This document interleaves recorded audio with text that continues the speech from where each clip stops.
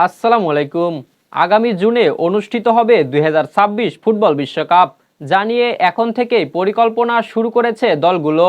পরিকল্পনার দিক থেকে সবার চেয়ে এগিয়ে আছে ৫ বারের বিশ্ব চ্যাম্পিয়ন দল ব্রাজিল। এবার সেই পরিকল্পনার অংশ হয়েছে জার্সি নির্বাচন।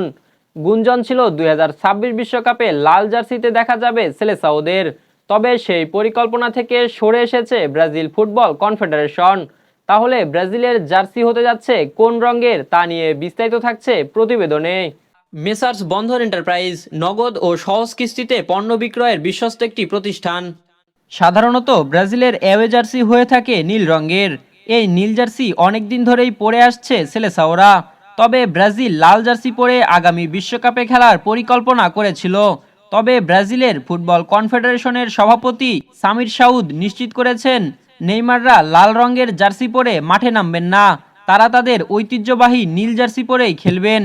চলতি বছরের এপ্রিলে প্রথম খবর ছড়িয়ে পড়ে ২০২৬ বিশ্বকাপের জন্য ব্রাজিলের অ্যাওয়ে জার্সিতে লাল রঙের ব্যবহার করা হতে পারে।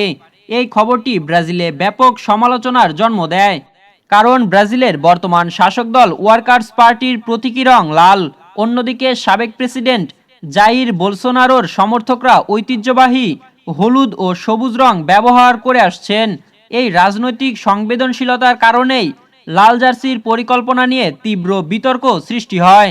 সম্প্রতি এক সাক্ষাৎকারে ব্রাজিল ফুটবল ফেডারেশনের সভাপতি সামির সাউদ জানিয়েছেন, লাল রং নয় নীল রঙের অ্যাওয়ে জার্সি পরে ২০২৬ বিশ্বকাপে খেলবে ব্রাজিল। তিনি আরও বলেন, নীল, হলুদ, সবুজ আর সাদা আমাদের পতাকার রং, এগুলোই ব্যবহার করতে হবে। আমি ব্যক্তিগতভাবে লাল রঙের জার্সির বিরুদ্ধে ছিলাম, তবে রাজনৈতিক কারণে নয়।